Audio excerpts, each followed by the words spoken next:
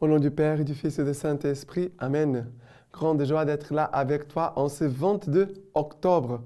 Et aujourd'hui, en ce samedi, nous célébrons Saint Jean-Paul II. Saint Jean-Paul II, un grand pape, un grand saint, un homme qui avait un cœur qui aimait beaucoup Jésus, l'Eucharistie, qui aimait beaucoup la jeunesse, les jeunes, et aussi qui aimait beaucoup l'évangélisation, qui a voyagé partout dans le monde pour annoncer Jésus-Christ. Et il a commencé son pontificat en disant « N'ayez pas peur d'ouvrir les portes de votre cœur au Christ. N'ayez pas peur, n'ayez pas peur. Ouvrez les portes larges de votre cœur au Christ. » Voilà ce cri qui continue de retentir partout dans le monde. Et la première lecture d'aujourd'hui, c'est Éphésiens, chapitre 4, à partir du verset 7. « Cependant, chacun de nous a reçu sa part de la faveur divine, selon que le Christ a mesuré ses dons. C'est pourquoi l'on dit, montant dans les hauteurs, il a emmené des captifs. Il a donné des dons aux hommes. Il est monté. Qu'est-ce qu'à dire? Sinon qu'il est aussi descendu dans les régions inférieures de la terre.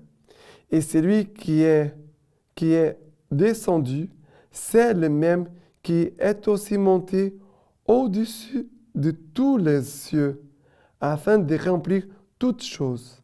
C'est lui encore qui a donné aux uns d'être apôtres, à d'autres d'être prophètes, ou encore évangélistes, aux bien pasteurs et docteurs, organisant ainsi les saints pour l'œuvre du ministère, en vue de la construction du corps du Christ, au terme de laquelle nous devons parvenir tous ensemble à ne faire plus qu'un dans la foi et la connaissance du Fils de Dieu, et à constituer cet homme parfait dans la force de l'âge qui réalise la plénitude du Christ.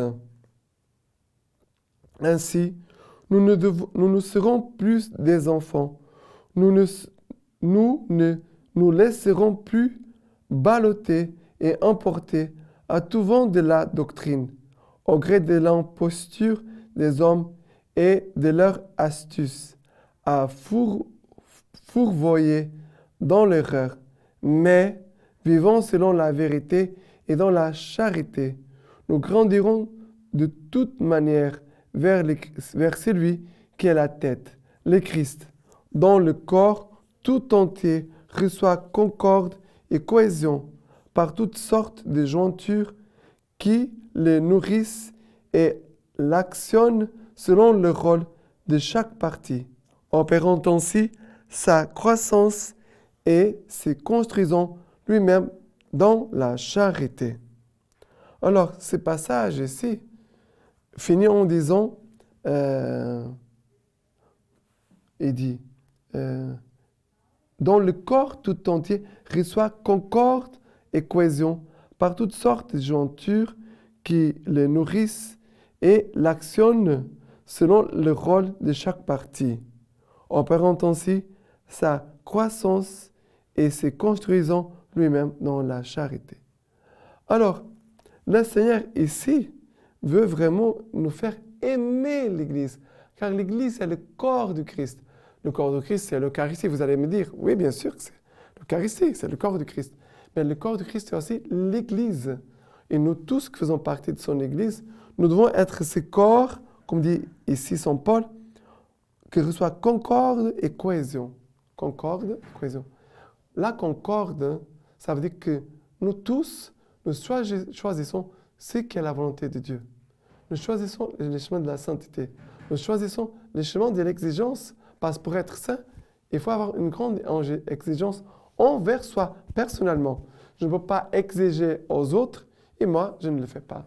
Je ne m'exige pas. Ça, c'est incohérent. Ça, c'est hypocrisie. Et il dit concorde et cohésion. Ça veut dire concorde, ça veut dire nous avons une direction. Et en même temps, cohésion, nous sommes unis et marchons dans la même direction. Selon ce que l'Église nous demande, ce n'est pas chacun pour soi. Cela sont les autres églises. Chacun de soi prendre la décision de ce qu'il veut faire. Chacun prend sa décision et après il part. Non, non, non, non. Entre nous, ce n'est pas ça. Nous avons une unité et nous avons aussi une direction que l'Église toujours nous donne de mettre en pratique. Et tout cela dans la charité. Le corps de Christ peut grandir à la mesure que la charité entre nous grandit. Si la charité n'est pas présente, ça veut dire que le corps de Christ est en train de mourir. C'est très important. S'il n'y a pas la charité au milieu de nous, entre nous, alors l'Église est en train de mourir. Cette paroisse, cette communauté, cette famille spirituelle, elle est en train de mourir. La charité va toujours marquer, signaler la vie, la vitalité du corps de Christ entre nous. Le Christ, il est éternel. L'Église aussi, elle restera sur cette terre pour toujours. Mais nous pouvons aussi aider l'Église à grandir, être belle. Nous pouvons faire l'Église mourir et la faire rendre un témoignage qui n'est pas bon.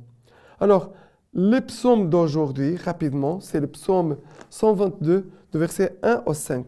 « Quelle joie quand on m'a dit, allons à la maison du Seigneur. Enfin, nos pieds s'arrêtent dans tes portes, Jérusalem. Jérusalem bâtie comme une ville où tout ensemble fait corps, là où montent les tribus du Seigneur.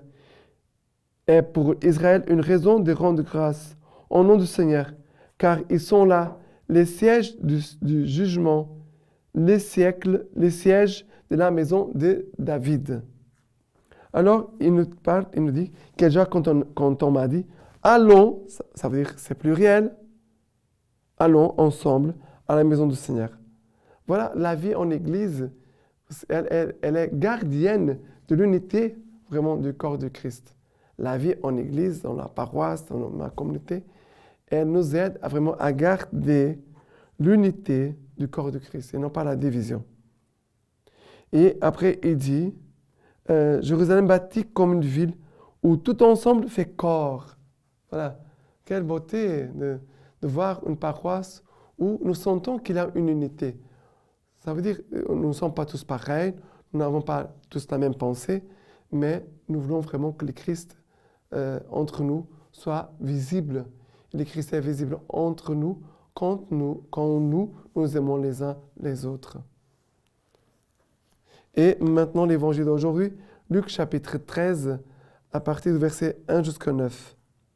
En ce même temps survinrent des gens qui lui rapportèrent ce qui était arrivé aux Galiléens, dont Pilate avait mêlé le sang à celui de leurs victimes. Prenant la parole, il leur dit, « Pensez-vous que pour avoir subi pareil sort, ces Galiléens fussent des plus grands pécheurs que tous les autres Galiléens? Non, je vous le dis.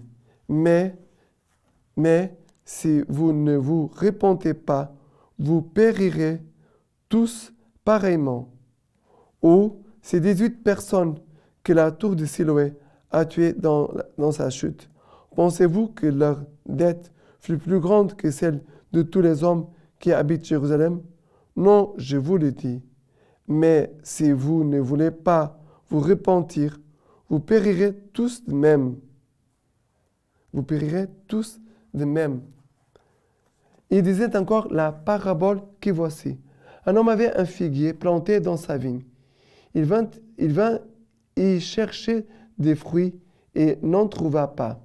Il dit alors au vigneron, « Voilà 3 ans que je viens chercher des fruits sur ce figuier et je n'en trouve pas. Coupe-le. Pourquoi donc use-t-il la terre? Pour rien. » L'autre lui répondit, « Maître, laisse-le encore cette année, encore, le temps que je creuse tout autour et que je mette du fumier. Peut-être donnera-t-il des fruits à l'avenir. Sinon, tu le couperas. » Sinon, Seigneur, tu le couperas. Mais regardez, cette parole, c'est toujours une parole d'expérience envers nous.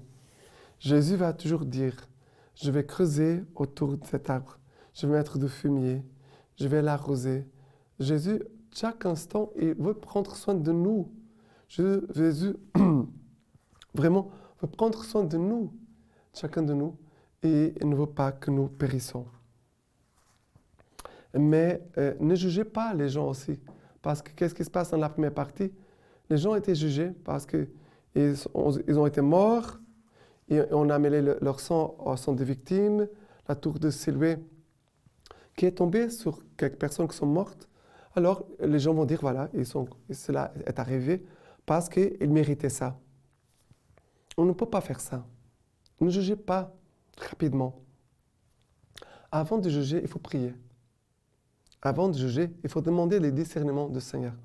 D'accord? Et maintenant, pardon, la lecture patristique de Saint Pierre Chrysologue. Saint Paul nous apprend que deux hommes sont à l'origine du genre humain, Adam et le Christ. Deux hommes égaux quant au corps, mais inégaux en mérite. Vraiment tout à fait semblables par l'agencement de leurs membres, mais vraiment tout à fait dissemblables par leur origine. Le premier Adam, dit-il, a été créé comme un être humain qui a reçu la vie. Le dernier est un être spirituel qui donne la vie. Alors, qu'est-ce que tu veux décider de suivre? Tu veux vivre comme un Adam charnel ou comme le Christ, un homme spirituel? Et maintenant, je vous laisse la bénédiction par les mains toutes pures de la Vierge Marie. Que Dieu vous bénisse et vous garde, le Père, le Fils et le Saint-Esprit. Amen.